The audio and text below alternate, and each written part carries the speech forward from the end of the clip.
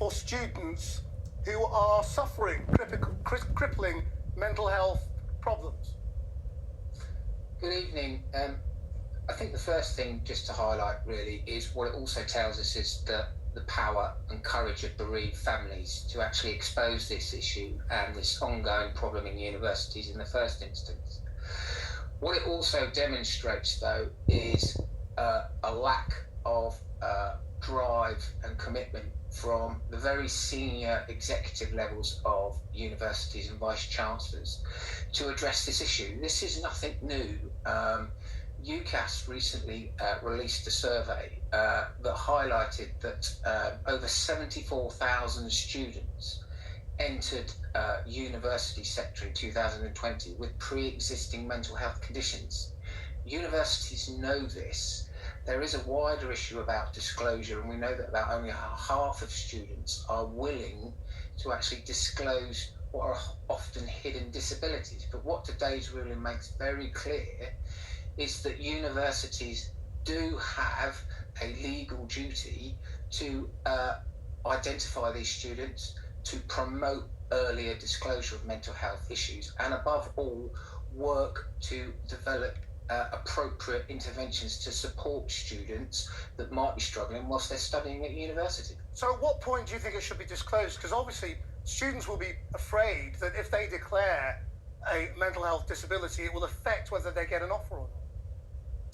Well, that is one of the myths, and I think universities and the college and FE sectors must work much harder collaboratively during the transition from college to universities to reassure students that actually if they disclose, what that means is that support measures can and will be put in place, and they must be put in place as this judgment demonstrates, but that also that actually by disclosing mental health issues, they're not going to be disadvantaged and their grades are not going to be affected. In fact, what universities say they want is for students to disclose these things so they can make more reasoned adjustments for them.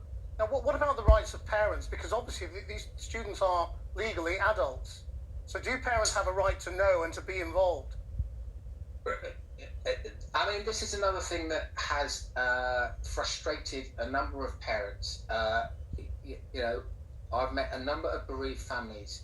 Each of our tragedies is as unique as the people that we've lost, the loved ones we've lost. But one of the common things is that often parents are the last people to find out that their children are struggling at universities, and often it's too late for us to intervene to help. UUK and the Minister, Michelle Donnellan, has previously promised national guidance around this very issue, and they have singly failed to produce that guidance despite numerous promises to do so.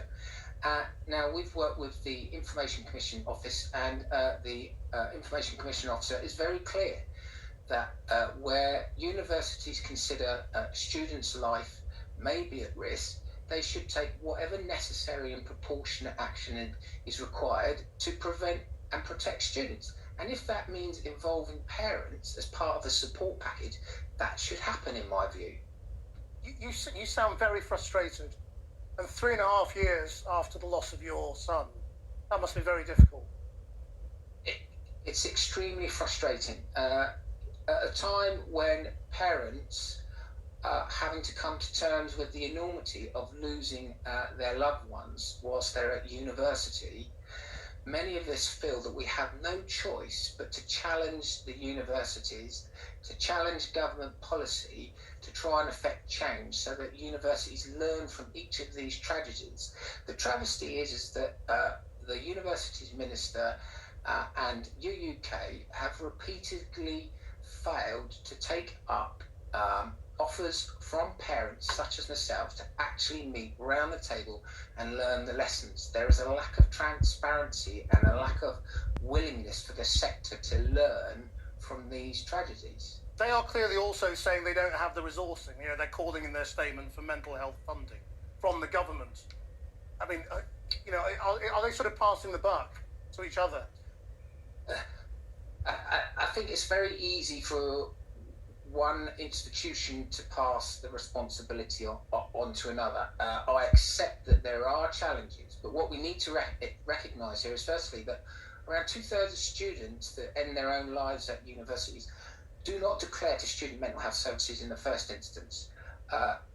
Secondly, we need to recognise that actually there are internal processes that universities can adopt at themselves at very limited cost.